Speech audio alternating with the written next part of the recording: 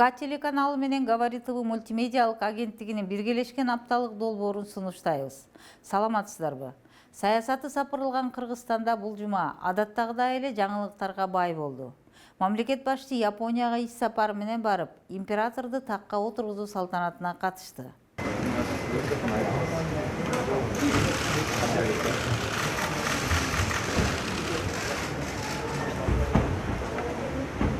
Күздө тарайт же кышта тарайт деген парламент талкуунун очогуна айланып, акыры БШК келерки жылдын 4-октябрына шайлоо белгиленгенин жар салды. Бул аралыкта шайлоодогу 9% көрсөткүч катуу кеп болуп, ЖМКлардын алдыңкы темасына айланды. Баш мыйзамдын атасы бул көрсөткүчтү 3%га түшүрүүнү сунуштады. Бир топ саясатчылар буга каршы. Алардын пикиринде 2-3 эле партиясы бар шайлоого катышкан алдыңкы мамлекеттер арбын. Айтор 9% тууралуу коомчулуктун пикири менен президент эсептеше турган жагдай жаралды. Кооптонуу бар, чоң кооптонуу бар. Мен муну айтып коем, ушу 9% кылып алып, бир 2-3 партияны алып келип, анан ошолор менен эри шаркак иштейм деген бул тайкы саясат. Ал эртеңгисин ойлобогон, алыска окурук таштабаган саясат деп эсептесек болот. Кандай болот, ким билет? Кадимки Кайрат Кыргызга уда эми Чапалак Баатыр депутат болууга чын ниетинен жар салып, жаңылыктардын сап башында турат. 2010 жылдан бери көрдүк, 2015ге чейин, анан 20-жылга чейин көрдүк кандай болуп атат. Буюрса 2020 жылдары жакшы жигиттер чыгып, бүт партияны өзгөчө болуп, бүт Кыргызстан оңолот деген ниеттебиз. Ошо Кыргызстанда патриоттордун баары колдоп атышат, чет мамлекетте жүргөн жаштарым, мага кошуло турган адамдарым көп, депутат болом дегендерчи, командаларымда. Өзү ошолорду койтуртуп, мен аркылуу бүт баары өнүгүп, бүт жактары мени колдосоңуздар, бүт жагы өнүгөт деген ниеттебиз. Буюрса мени шайлаңыздар, мен күтөм сиздердин жакшы жагыңыздарды. Жолукканда сак-саламатта болорум, патриот досторум. Мейли туугандарым, патриот фанаттарым. Мени эле колдоңуздар, мен даярмын ар дайым депутат жагына. Жолукканча. Өткөн жумада Мадина базарында иштеген ишкердин сөөгү табылып, өкмөт башчы бул боюнча тиешелүү тапшырмаларды берген.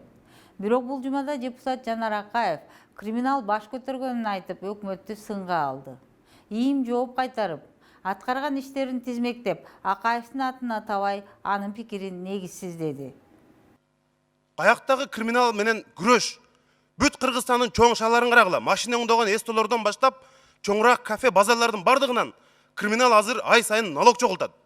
Буну эмне үчүн көрбөмүшкө алып атабыз биз? МВД криминалга каршы күрөш жарыялагыла. Мындай мамиле таптакыр болбойт. Бизнести коргогула. Азыр бизнес кайда барышын билбей калды. Агаргасыз чет өлкөгө чыгып кетип атат. Бир ай мурун ак илбирсти сактайлы деп спикер баш болуп акактап чуркашпады беле. Андан бери 40 депутат Кыргызстандагы жаныбарлардын айрым түрлөрүнө аңчылык кылууга тыюу салуу жөнүндө мыйзам долбоорун демилгелеп катуу турушкан. 2 күн мурун өкмөт аталган мыйзамга каршы чыгып, эми ал өтпөй калды.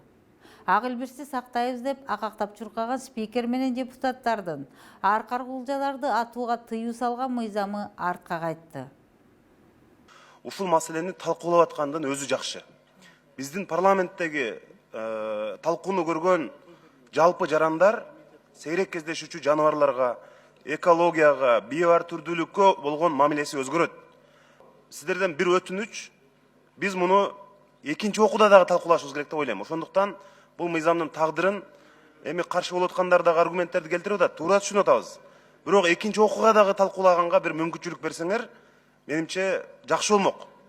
Эл өкүлдөрү жалпы билим берүү мекемелеринин окуучулардын ысык тамак менен камсыз кылуусу жөнүндөгү мыйзам долбоорун дагы талкуулашты.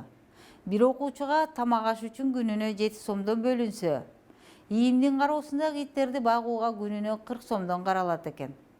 Мындай салыштырууну аш кыла албай турган элдин кыжырын эл өкүлү Евгения Строкова ого бетер кайнатты окшойт.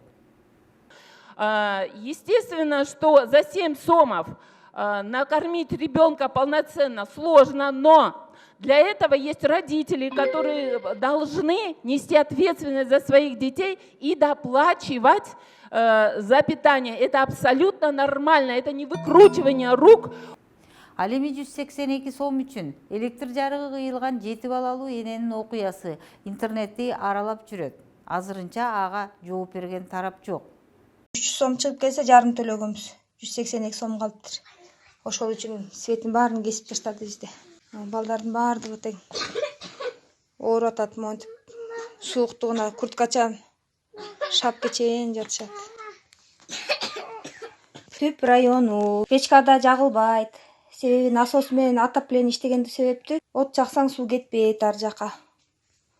Бир жума болду, президентке да кайрыларым. Эмне деген мыйзамдар болуп атат бизде. Булардын үстүнөн жада калса биз прокуратурага дагы кайрыла албайт экенбиз. Өз билгендерин кылышат экен да, кааласа өчүрөт, кааласа күйгүзөт. Кыйналган карапайым калктын турмушу кайсы жакка барып такалат ким билет. Аны ойлонуп олтурганча Арстан Алайдын тарапташтары баарыбыз кудайбыз, кааласаңар камагыла деп чыгышты.